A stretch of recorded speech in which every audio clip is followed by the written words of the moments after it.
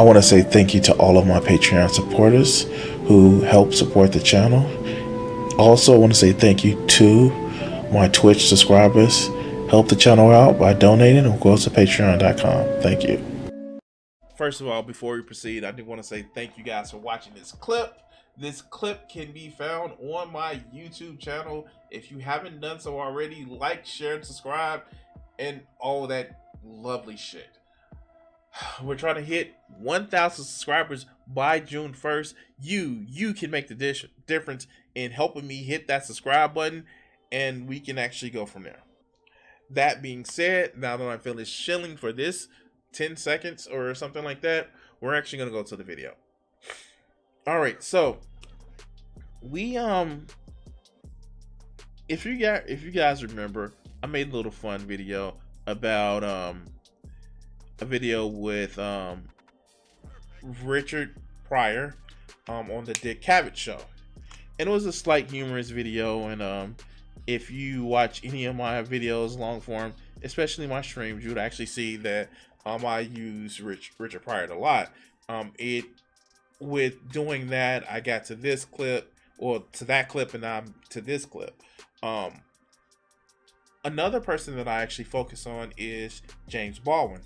And if you know who James Baldwin is, James Baldwin was a civil rights activist, author, and somebody who was around Malcolm X, Dr. King, and Medgar Evers. He was a gay man, and he spoke out for human rights, not just, I don't even know if he would call us. I know he had a lot of relationships with men. I think he said he had some relationships with women. It doesn't matter, but he spoke out with about relationships of all types and the social pressures of being a black man, where his book couldn't be published in the U.S., but as soon as he went to England, he got published. He spent a lot of time in France. He lived in Italy.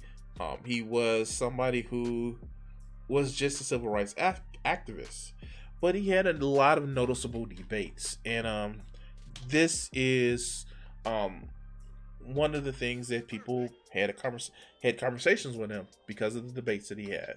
So we're gonna actually just watch him talk with Paul West and debate discrimination in America. So let's just watch this video, and I'll respond to it as I can. Let's go.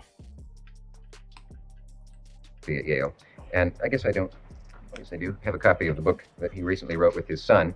It's the one you may have read about in Time magazine, called Right and Wrong. It's a dialogue between father and son. His son is here and will be out later. He's a lawyer. And Mr. Weiss is, did I mention this? Sterling professor of philosophy at Yale. You've seen him on the show possibly before. He's the most interesting teacher I had at Yale because he was, he didn't lecture. The class was fluid. He answers questions as they're fired at him. And I'd like him to meet you, if you haven't met him yet, and to meet Mr. Baldwin and Phyllis Newman. And here's Dr. Paul Weiss. All right, let's see what's going on with this. Shall we? Let's go.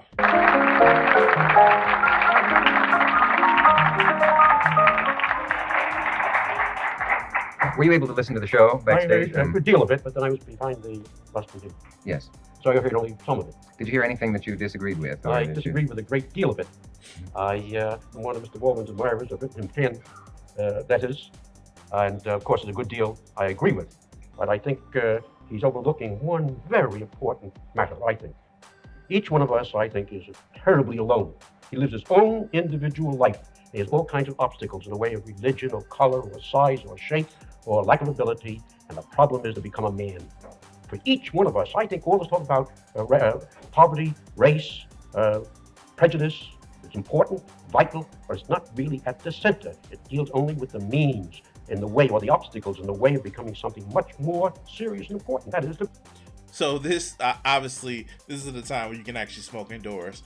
But just hear that, like, oh yeah, it matters some type of way, but when it comes down to it, it's you.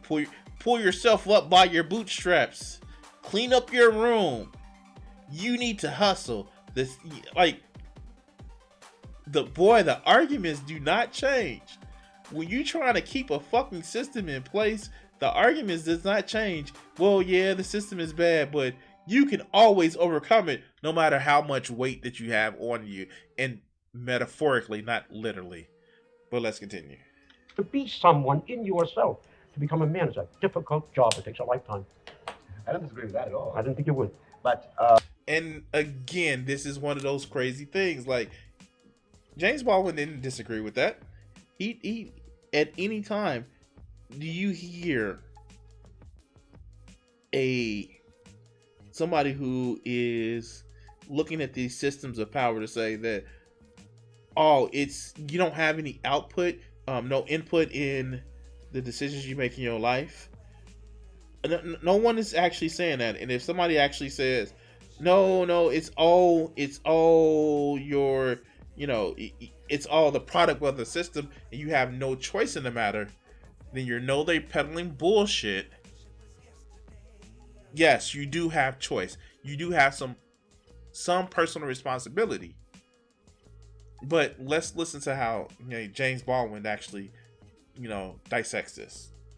I take that for granted. I really do. That, you see, but by taking it for granted, you emphasize always the obstacles in the way, and perhaps you have it in mind. But I think your hearers very often forget that you have another objective in view, the one we both agree upon. Is what I'm talking about. I don't think we'd asked you that question before when he asked you, aren't you being more extreme? Isn't there some other end? Is it all hopeless? In one sense, it is not hopeless. In another sense, it is. It's hopeless in the sense that nobody ever attained the state of being a full man. But it's not hopeless in the sense that every one of us has a problem which he can resolve more or less within himself. Sounds familiar? You need to take care of yourself. It's only you. It no matter what the system is throwing at you, even though the system is trying to control you, it's just you. But the system is against you. But it's just you. But you can do it. You can change. But it's you. Like, they don't hear the contradiction. They don't. They don't hear what they're saying. They just want to get to the point where if it's something going bad in your life, no matter what else is going around you, it's all your fault. It's all your fault. It's all your fault. Well, let's continue. These obstacles are terrible, I agree with you, but they're not insuperable if you know what you're looking for. But what I was discussing was not that problem, really. I was discussing the difficulties, the obstacles, the very real danger of death thrown up by the society when a black man attempts to become a man. Yes, there's another important thing with that, and I suppose you do agree. All this emphasis upon black man and white does emphasize something which is here, but it emphasizes it or perhaps exaggerates it, and therefore makes us put people together in groups which they ought not to be in. I have more in common with a black scholar than I have with a white man who's against scholarship. And you have... He doesn't recognize who the fuck he's talking to. He just wants to live in the comfortable idea that it's all about merit. And when I say that Paul Weiss doesn't understand who he's talking to, he is literally talking to someone who overcame the motherfucking poverty or bad situation that he was in to become a world travel author. And by the same token, James Baldwin is saying that, yeah, I was able to, but I am the exception, not the rule. Oh, personal responsibility, you can change yourself. Yes, in rare cases, one person can change themselves, but the system is designed to have rare cases and fuck everybody else. But let's continue. More in common with a white author than you have with someone who's against all literature. So why must we always concentrate on color or religion or this? There are other ways of connecting men. I'm not talking about that. I understand I know that. you don't. I understand that. But as we sit here now, by the will of the people, a man named Ronald Reagan governs California. And the terms I'm using, you must understand, are not the terms that I myself might choose. I'm not interested in whether a person is white or black or green or yellow. I'm talking about the force of the state, which at this moment is oppressing black people all over this nation. Not all. The force of the state. Not all.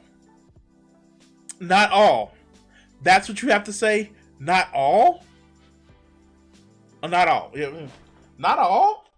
Not all. Just 99%. Not all. And again, this is in the 1970s. Not all. Not all. So, majority, yes. But not all. Fuck out of here, dude. Of suppressing every black man in this nation. You write freely, don't you know? Is black getting in your way as being a writer, an author? Yes. It is. Tell us how. I like. Mind you, he put out his book, tried to put out his book in the U.S., and when he went to England, had no problem. When he tried to do it in the U.S., I don't want nobody like this, like you putting out this book. But he went to England, no fucking problem. But let's go. To know how things like gets in the way of your being an author. In the first place, now you put me a little bit on the spot. I don't like to discuss myself or my All work. right, let's not talk about you. Let's talk about some other black author or white author. No, let's not do it that way. I'll tell you what I mean. I'll use myself. Let's go for broke. Here we go. It is the first difficulty then is to, and you will say this is true for everybody, but I am like you, all right? In the first place, I have to deal with the fact that my history is inaccessible to me. That my history in this country begins with the bill of sale. Your individual history? My name is Baldwin.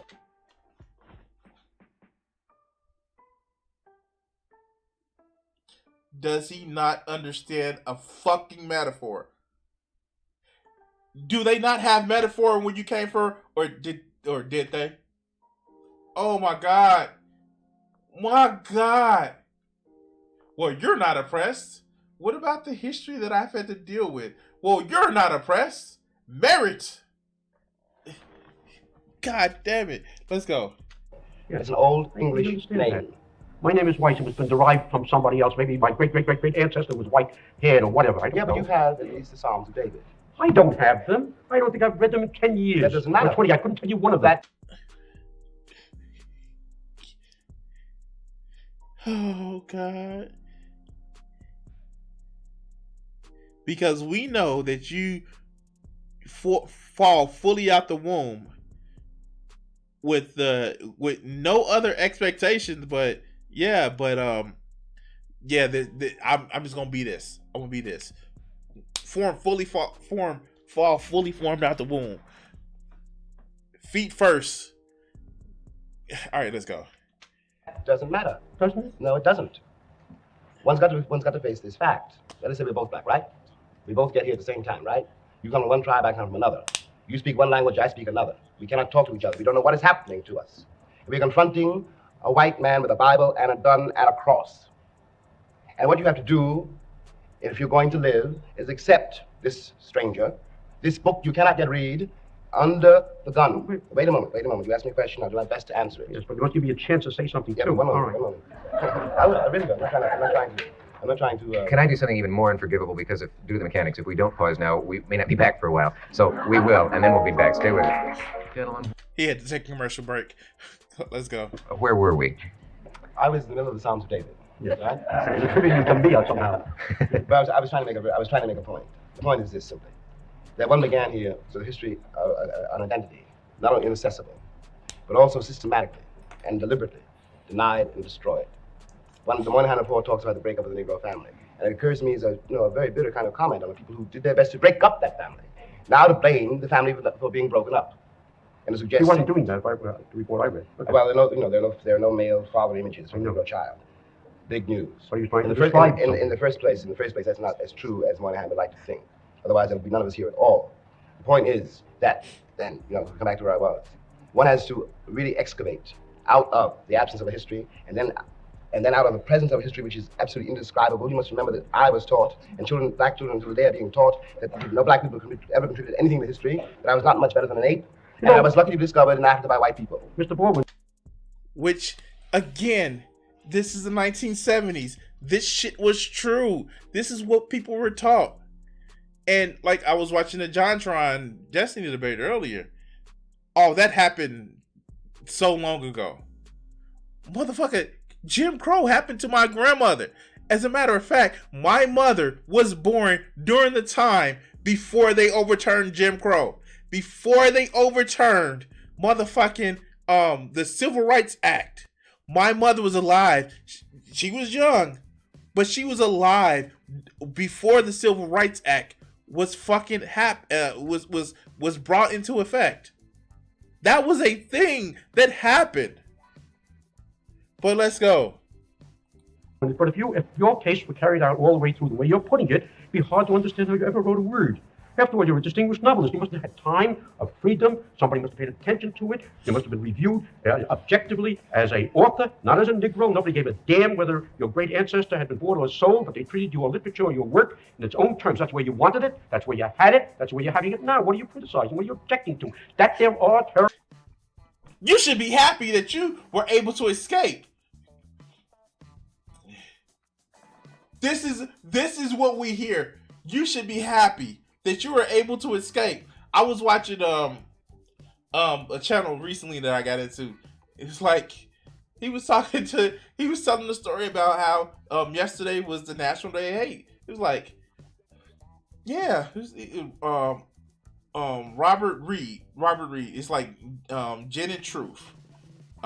He was saying that yeah, it was like he was talking to a coworker and he said, "You people should be happy. We gave you a black president twice. You should be happy somebody let you be a good author regardless of your skin color." Yes, a master? Like the fuck? All right, let's go. Terrible injustices everyone admits, but you're generalizing and you're rigidifying and you're solidifying it in such a way as if there's no way out. You're an exhibition of the fact there's a way out. Am I? Yes. You yourself admitted. You're not just the incarnation of blackness. You're an author. That's why I think of you. I beg your pardon. I'm also the oldest of 9 children, all of whom are black. This word comes in for the kill. Let's go. I'm one of the few survivors of my generation, all of whom the people I'm speaking of are black. Every Jimmy Baldwin or Sammy Davis or Harry Belafonte or Sidney Poitier. There are a whole lot of people you've never heard of, at least equally talented, perhaps more talented, who do not manage. I'll tell you how one makes it in this country if you're black. You have to decide somehow that you are not going to be controlled by what white people think of you. Of course. What anybody thinks of you. Ultimately, you have to think of yourself and be true to yourself. I don't care what Senator Eastland thinks about me. Who cares? Or Ronald Reagan thinks about me, but they have the power to destroy my life and the life of my children, and this is given them by the will of the state. I'm not talking about myself as a writer. Of course I'm a writer. I know that. I know what produced me, too. And it was not simply Charles Dickens or any of your colleges. It was also Bessie Smith and Ray Charles and my father, who was a preacher, and my mother, who learned how to sing. That's cool with anybody who's a writer. What I am trying to say is that the gap, the distance placed between myself and my own assessment, my own experience, was much greater than it would be for any white person in this country. I don't believe it. I know you don't believe it. What? He doesn't believe it? What? Because it's about merit. Oh my God. Have the arguments changed?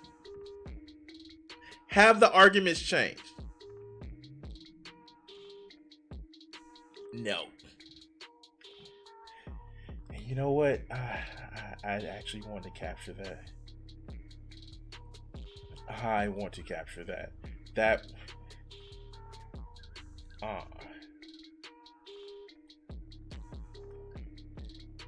put that down later. But let's go. I'm not complaining. I'm not copying a plea. It's not a special plea. I'm trying to make you see something.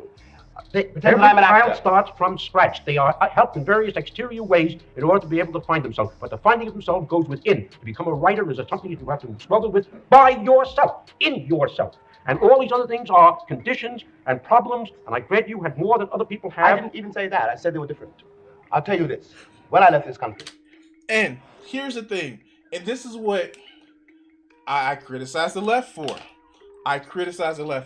And I will say this. James Baldwin actually handled it in a way where you won't see a lot of leftists after. He stated it was different. And that's where you want to actually have that conversation. That's where you want to have the conversation. Having it is different. Yes, and you know what? You are absolutely right. You are so right and trying to say that yes, black people have it just more oppressive. Women have it more oppressive. LGBTQ people have it more oppressive. But when somebody you're trying to convince hears that, they hear, I had it worse and I had it bad too, so what makes you any different? They don't hear worse. When you explain different, you can reach out to them. You can reach out to them. And yeah, it's not going to work on 100% of the people. But when you explain different, instead of saying worse, and oh God, I am not fucking dismantling anybody's fucking oppression that they've had. Trust me. Let's be honest here. I'm a black cartoon or character artist that does anime shit. I understand. It's different. But when you use the term different versus worse, you can try to help them see your side. And when you explain the difference in their mind, when you explain the difference, it's like, oh yeah, we both grew up poor, but you know what? Sometimes the difference between us is the cops already have a fucking idea of how I'm supposed to be. They fill in the part of why that's worse. And you're not trying to play the oppression Olympics. It helps you reach out to them and win them to your side. But there it goes. That's talking about winning them to your side. But let's continue. In 1948. I left this country for one reason only, one reason. I didn't care where I went. I might have gone to Hong Kong, I might have gone to Timbuktu, I ended up in Paris, on the streets of Paris, with $40 in my pocket on the theory that nothing worse could happen to me there than it already happened to me here. You talk about making it as a writer by yourself. You have to be able then to turn up all the antenna with which you live, because once you turn your back on this society, you may die. You may die. And it's very hard to sit at a typewriter and concentrate on that if you're afraid of the world around you. The years I lived in Paris did one thing for me.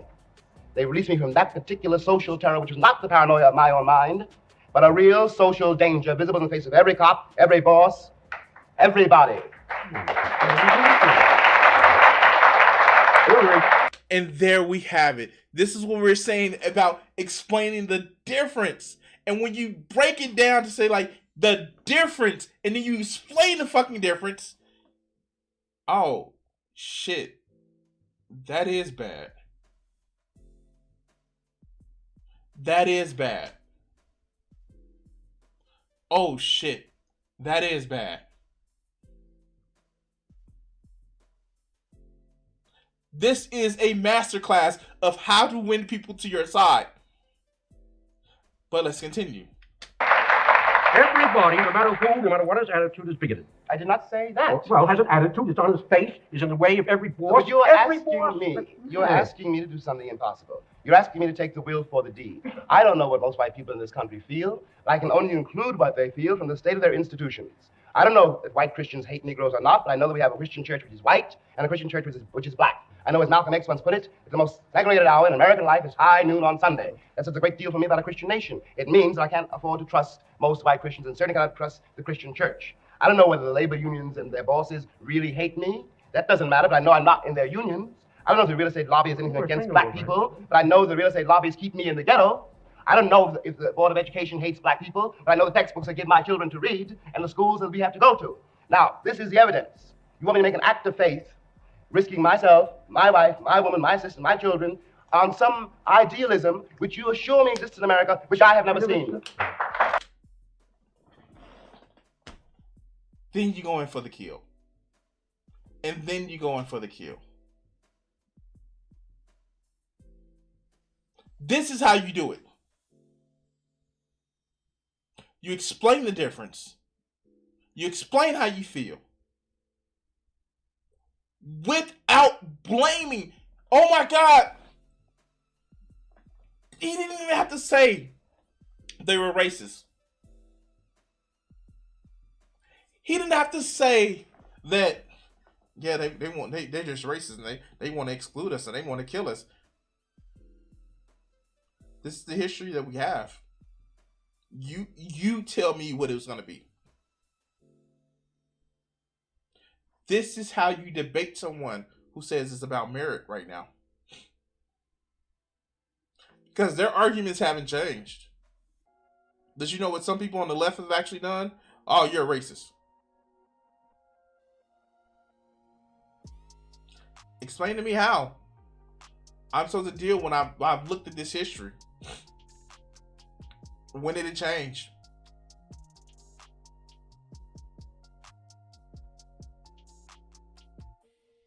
Sometimes you are supposed to reach out. You're supposed to convince people of your argument. But don't just use all racist and call it a day. Explain the difference. Have them tell you the answer. Now, you and I both know, and it's a secret, you and I both know it's racism. But ask them how they would feel if they had to deal with some of the stuff that we had to deal with. It's called getting people to empathize with you.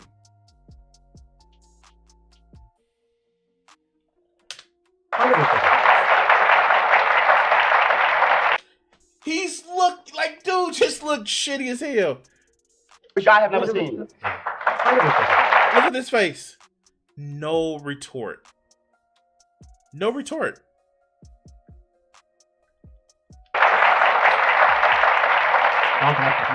Right. Do I take 30 seconds to answer that? Jonathan. All right. We will be back after this message.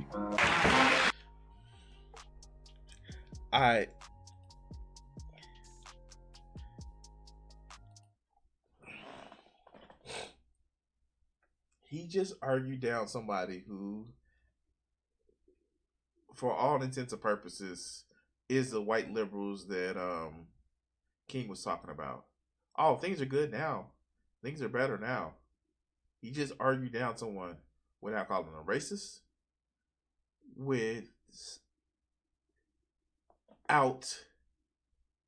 being condescending. This is a masterclass in how you have those conversations with these people. And I'm not gonna say that Paul Weiss was a racist and shit like that. No, it's like, okay, what do you do in this situation? What am I supposed to expect in this situation? What would you have me do? Never once. He said, oh, it's different. And let me explain the difference.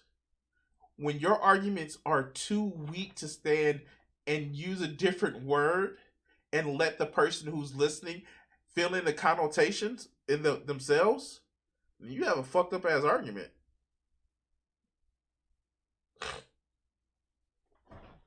Anyway, guys, like, share, subscribe, and all that other good shit. We're gonna cut this video segment here.